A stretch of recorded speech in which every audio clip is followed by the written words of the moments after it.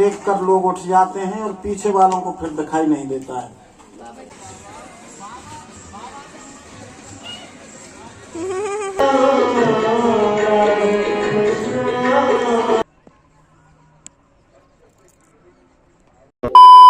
Radhe Radhe everyone, কেমন আছো তোমরা? আশা করছি তোমরা সকলে খুব ভালো আছো।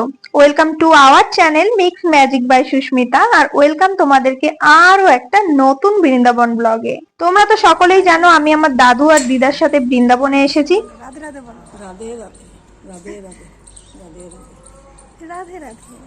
আজ হচ্ছে বৃন্দাবনে আমাদের থার্ড ডে, আর এটা হচ্ছে আমার আজকের লুক। কেমন লাগছে আমাকে অবশ্যই জানিও। মাথাটা একটু চিপচিপে হওয়ার কারণে আমি এমনই হেয়ার স্টাইল করেছি, কিছু করার নেই। আমার বেশ সিম্পল ভালো লাগছে, তোমাদের কেমন লাগছে জানিও। আর এইবারের বৃন্দাবনের অভিজ্ঞতাটা না আমার একদম আলাদা। অনেক কিছুর সম্মুখীন হতে হয়েছে এইবারে, কারণ একটা অচেনা শহরে আমি একা একা সবটা এক্সপ্লোর করার চেষ্টা করেছি নিজের দায়িত্ব নিয়ে। তো চলো বেশি কথা না বলে আজ আমি তোমাদেরকে কোন কোন মন্দিরে যাচ্ছি আমি সেটাই শেয়ার করি। আজ আমরা বেরিয়ে পড়েছি বারসানার উদ্দেশ্যে। বারসানা হলো রাধা রানীর বাড়ি, সেটা তো আমরা সকলেই জানি, এটা বলার কিছু নেই। তো আমরা আজকে সেখানেই যাচ্ছি। কথায় বলে এখানে অনুপ্রবেশ করা নাকি তার ইচ্ছা ছাড়া একেবারেই অসম্ভব। ইনফ্যাক্ট বৃন্দাবন তুমি চাইলেই আর 5টা টুরিস্ট প্লেসের মতন কিন্তু একেবারেই যেতে পারো না। এখানে প্রবেশের জন্য ভগবানের ইচ্ছা বা পারমিশন কাজ করে না। এই জায়গায় পা রাখতে গেলে স্বয়ং রাধারানীর কৃপা আর তার পারমিশনের প্রয়োজন। এইটা হলো আমার বৃন্দাবনের সেকেন্ড টাইম। এর আগেও আমি এসেছি, তোমাদেরকে বলেছি। আবারও যে আসতে পেরেছি আর বারসানায় আসতে পেরেছি, এইটা স্বয়ং রাধারানীর এত বড় কৃপা। তাদের চরণে সত্যি আমার সহস্র কোটি প্রণাম। প্রথমেই আমরা বারসানার যে মন্দিরটির দর্শনে যাচ্ছি সেটি হলো শ্রী লাডলিজু টেম্পল। এটি পাহাড়ের একদম টপে অবস্থিত, আর সেখানে পৌঁছানোর জন্য আমাদের 108টা সিঁড়ি ভেঙে তবেই পৌঁছাতে হবে। ওই যে ওই দূরে পাহাড়ের একদম উপরে যে মন্দিরটা তোমরা দেখতে পাচ্ছ সেটাই হলো শ্রী লাডলিজু মন্দির।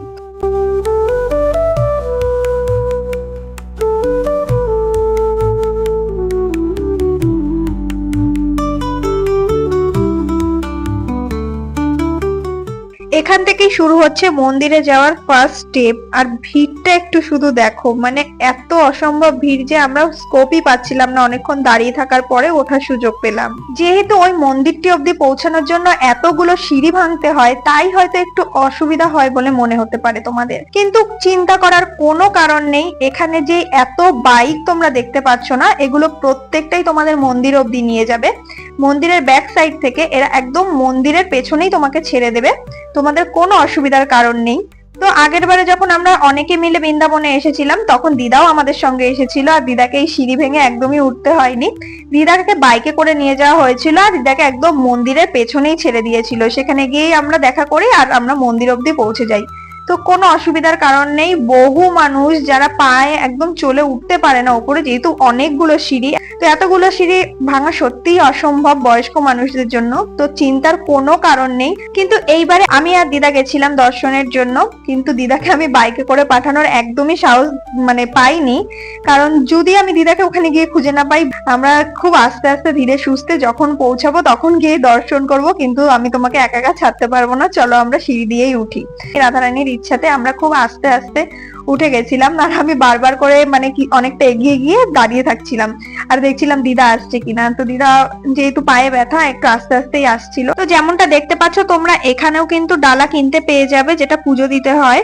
কিন্তু আমরা এখান থেকে কিনিনি, আমরা বাইরে থেকে যেহেতু কিনেছিলাম, তো আমরা এখানে এমনি জাস্ট জুতোটা খুলে রেখেছি। কিন্তু তোমরা যদি এখান থেকে প্রসাদ কেনো তাহলে সেখানেই তোমরা জুতোটা খুলে রাখতে পারো, তাতে কোনো অসুবিধা নেই। এটা কোনো চার্জেবলও নয়।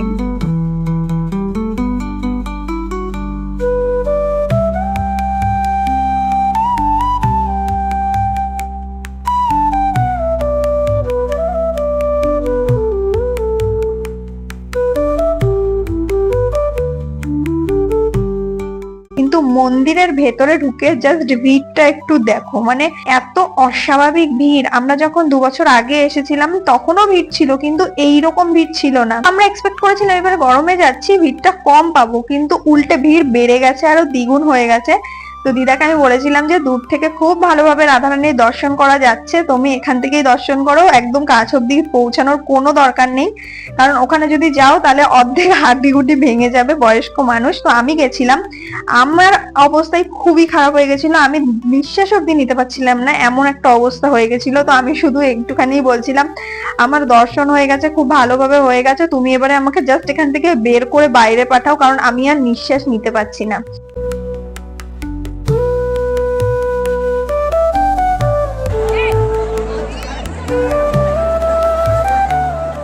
তো যাই হোক, বাইরে বেরিয়ে গেছিলাম, আর আমি ওখান থেকে না একটাই দেখো ফুলও পেয়েছি। এখানটায় আসলে ওরা এরকম ফুল ছুঁড়ে ছুঁড়ে দেয়, যার জন্য ভিড়টা আমার বেশি হয় বলে মনে হয়। আমার কিছুই করতে হয়নি, আমার এরকম ফুলটা ছুটছিল আর আমি এরকম হাতটা উঁচু করেছি আর আমার হাতে এসে আটকে গেছে। তো আমি ফুলটা খুবই ভালোভাবে পেয়ে গেছিলাম। পাহাড়ের উপরে মন্দিরটা থাকার কারণে একদম টপে যেহেতু মন্দির, দেখো পুরো গ্রামটাও দেখা যায়, বার্সানা অনেক দূর অব্দি দেখা যায়। আর কি সুন্দর লাগছে দেখতে, সঙ্গে এত সুন্দর একটা আকাশ, খুব সুন্দর লাগছিল দেখতে ওপর থেকে ভিউটা। তারপরে আমরা সেখান থেকে রাধারানীর দর্শন নিয়ে চলে আসি গুরুদেবের আশ্রমে। এই আশ্রমটা হচ্ছে শ্রী বিনোদ বাবার আশ্রম। তোমরা যারা তাকে চেনো না তারা এখানে এই ব্যানারটা দেখতে পাচ্ছ, এর মাধ্যমে জানতে পারবে যে তিনি কে। আমরা অনেকেই তাকে চিনি। আমার ভীষণই ইচ্ছে ছিল গুরুদেবের দর্শন করার জন্য, আমি আগে থেকেই ঠিক করে রেখেছিলাম যে আমি যদি এবারে বৃন্দাবনে আসি তাহলে অবশ্যই গুরুদেবের দর্শন করব। কিন্তু আশ্রমে এসে দেখি যে আশ্রম বন্ধ, গুরুদেব এখন দর্শন দেবেন না, কিন্তু ওনারই শিষ্য এখানে বসে প্রসাদ দিচ্ছিলেন, বললো এই প্রসাদ নিয়ে যাও, এই 3:30-র সময় আসবে, তখন এসো দর্শন পাবে। তো সেই জন্য আমরা সেখানে বসে প্রসাদটা পাই, আর ভাবি যে এখনো যেহেতু হাতে অনেকটা সময় আছে, তো আমরা এখানে থাকা আরো বিভিন্ন যে জায়গাগুলো আছে দর্শন করার, সেগুলো দর্শন করে নিতে পারবো। তো সেই জন্য আমরা বেরিয়ে পড়ি। আর এইটা হলো প্রিয়া কুণ্ড। তো চলো এই জায়গার একটা ছোট্ট স্টোরি তোমাদের সাথে শেয়ার করি। ভগবান রাধা রানী যখন এক হলো, তখন রাধা রানীকে ভগবান তার বাড়িতে নিয়ে আসে, আর মা যশোদা রাধা রানীকে দেখে এত ভালোবেসে ফেলে যে তার হাতে হলুদ আর কুমকুম লাগিয়ে দেয়, আর সেই হলুদ কুমকুমই শুকিয়ে যাওয়ার পরে রাধা রানী এই জলে ধোয়। সেই জন্য এই জলের কালারটা না একটু সবুজ সবুজ রঙের। আর এই জায়গার পরিবেশটা এত সুন্দর, তোমাদেরকে কি বলবো, একদম শান্ত নিরিবিলি, খুব সুন্দর একটা পরিবেশ। আর আমার মতন তোমরাও যদি কেউ গুরুদেবের দর্শন করতে চাও, তাহলে আমি তোমাদের অ্যাড্রেসটা একটু বলে দিই। সেটা হলো একদম রাধারানী মন্দিরের উল্টো দিকে, একদম বোর্ডে লেখা আছে শ্রী বিনোদ বাবার আশ্রম।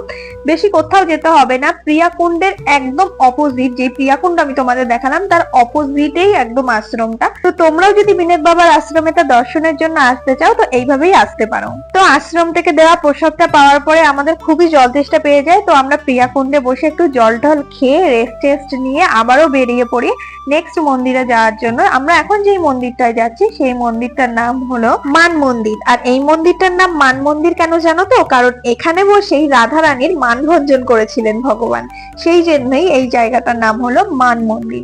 আর এই মন্দিরে আসার জন্য এই টোটো কাকুটার ধন্যবাদ জানাই অসংখ্য, কারণ সবাই এখানে আসার জন্য অনেক টাকা চাইছিল, আর এই টোটো কাকুটা অনেক কম টাকায় একটা সঠিক রাস্তায় আমাদের নিয়ে এসেছে। এই মন্দিরে আসতে গেলে বেশি গেলে অনেক সিঁড়ি ভাঙতে হয়, 400 কটা আমার ঠিক মনে নেই, তবে অনেকগুলো সিঁড়ি ভাঙতে হয়, আর যেটা দিদার পক্ষে অসম্ভব ছিল, কারণ দিদা রাধা রানীর মন্দিরে যেতে গিয়ে অলরেডি অনেকগুলো সিঁড়ি ভেঙে ফেলেছে।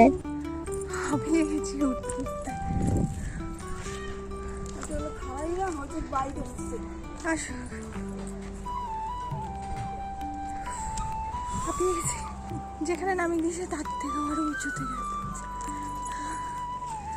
অনেকটা উঁচু, প্রায় চলে এসছে।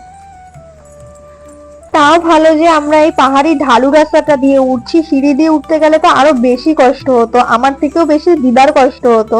তো এই হচ্ছে মান মন্দির। আমরা ব্যাক সাইড থেকে যেহেতু এসেছি সেই জন্য এরকম লাগছে, বাট যাওয়ার সময় আমি তোমাদের সঠিক রাস্তাটা শেয়ার করে দেবো, মানে যেই রাস্তাটা দিয়ে সবাই আসে সাধারণত। যেহেতু মন্দিরে পৌঁছাতে পৌঁছাতে আমাদের 12টা পার হয়ে গেছিল, তো এসে দেখি মন্দিরের অলরেডি দরজা বন্ধ হয়ে গেছে। বৃন্দাবনে 12টার মধ্যে সমস্ত মন্দির বন্ধ হয়ে যায়, 5টার পর থেকে আবার মন্দির খোলে। তো এখানে বসে বসে সেই জন্য আমরা একটু হরিনাম সংকীর্তন শুনছিলাম, বাট ওপরে এই লেখাটার দিকে আমার নজর যায়, যেখানে খুব সুন্দর করে একটা কথা লেখা ছিল যে ভগবানকে পাওয়ার জন্য তোমাদের কোথাও যেতে হবে না, তোমরা তোমাদের মনটাকে পরিষ্কার করো আর সেখানে সুন্দর সুন্দর চিন্তা ভাবনা আনো, তো ভগবান কোথাও দৌড়ালে পাওয়া যাবে না, তোমরা যেই জায়গায় আছো সেখানে বসেই পেতে পারো। খুব সুন্দর একটা কথা লেখা ছিল, যেটা পড়ে আমার অনেক কিছু দ্বিধা কেটে গেছে। তো এখন তোমরা যেই রাস্তাটা দেখতে পাচ্ছ এটাই কিন্তু অরিজিনাল মান মন্দিরে যাওয়ার সঠিক পথ, মানে এই সিঁড়ি দিয়েই তোমাকে ওপরে যেতে হবে। কিন্তু টোটো কাকুটা আমার দ্বিধার কথা ভেবে আমাদের ব্যাক সাইডে নামিয়েছে, যাতে আমাদের ওই ঢাল রাস্তাটা দিয়ে উঠতে হয় আর কষ্টটাও একটু কম হয়। এখান থেকে নামার পথে আমি এরকম একটা ছোট্ট করে পাহাড় মতন বানানোর চেষ্টা করেছি, দেখলাম অনেকেই বানিয়েছে, তো আমারও একটু ইচ্ছে হলো, সেই জন্য আমিও একটু করলাম। তো একদম নিচে মানে এই রাধারানীর মন্দির থেকে বেরিয়ে পেছনের পাহাড়টাই হলো মান মন্দির। আর এই যে এখন যে বনটা তোমরা দেখতে পাচ্ছ, এই বনটার নাম হলো গেহেবার বন, মানে সব থেকে গভীর বন যদি বৃন্দাবনে কোনোটা থেকে থাকে তাহলে এই বনটা। আর এই রাস্তাটা দিয়ে তোমাদের মান মন্দিরে যেতে হবে। তো আমরা একদম বাইরে বেরিয়ে এসেছি, আর এতটা রোদ্দুরের মধ্যে হাঁটাহাঁটি করে আমরা ভীষণই এক্সস্টেড হয়ে গেছিলাম, তাই দুজনে দুটো আখের রস নিয়েছি। আর এটা খেতে খেতেই আমরা এখন যাব আবার গুরুদেবের আশ্রমে, সেখানে গিয়ে গুরুদেবের দর্শন করব। তো এখানে আমরা একটু কলাও কিনেছিলাম এই গোমাতাদের খেতে দেবো বলে। আরো একজন ছিল, তাকে দিয়েছিলাম, বাট সে কলা নাকি খায় না।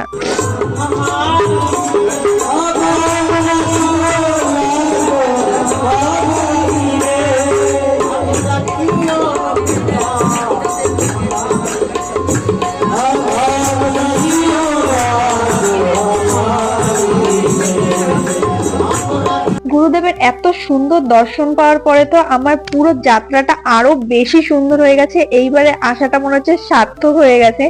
আমি ঠিক করে রেখেছিলাম এইবারে গিয়ে আমি বিনোদ বাবার দর্শন করব আর প্রেমানন্দজির দর্শন করব, বাট এইবারে আমার প্রেমানন্দজির দর্শনটা হয়নি। তার পেছনে কারণ আছে, যাতে আমি আবারও যেতে পারি, মানে রাধারানীর ইচ্ছা, সেটা কেই বা বোঝে বলো। তো এখানে দর্শন পেতে পেতে এত সুন্দর ওয়েদার হয়ে গেছিল কি বলবো, ভীষণ জোরে হাওয়া, ঝিরিঝিরি বৃষ্টি পড়তে শুরু করেছিল, সঙ্গে এত সুন্দর সংকীর্তন, সবটা মিলিয়ে একদম গায়ে কাঁটা দেওয়ার মতন একটা আবহাওয়া তৈরি হয়েছিল সেখানটায়। মানে ভীষণই একটা পজিটিভ ফিল হচ্ছিল। আমি সত্যি কল্পনাও করতে পারিনি যে বাবার এত কাছ থেকে আর এত ভালোভাবে দর্শন পাবো। তবে একটা জিনিস কি জানো তো, খুব খারাপ লাগে যখন বলা হয় এই কাজটা করবে না আর সেই কাজটাই বেশি করে করা হয়। এখানে প্রথমেই বলে দেওয়া হয়েছিল যখন বাবা বেরোবে তখন যেন কেউ উঠে না দাঁড়ায়, সবাই বসে বসেই দর্শন পাবে। আর যেটা বাবা সত্যি সবার কাছে গিয়ে গিয়ে দর্শনও দিয়েছে, কিন্তু যখন বাবা বেরিয়েছে সবাই অলরেডি উঠে দাঁড়িয়ে পড়েছে, আর যেখানে গিয়ে কেওয়ার সৃষ্টি হয়েছে।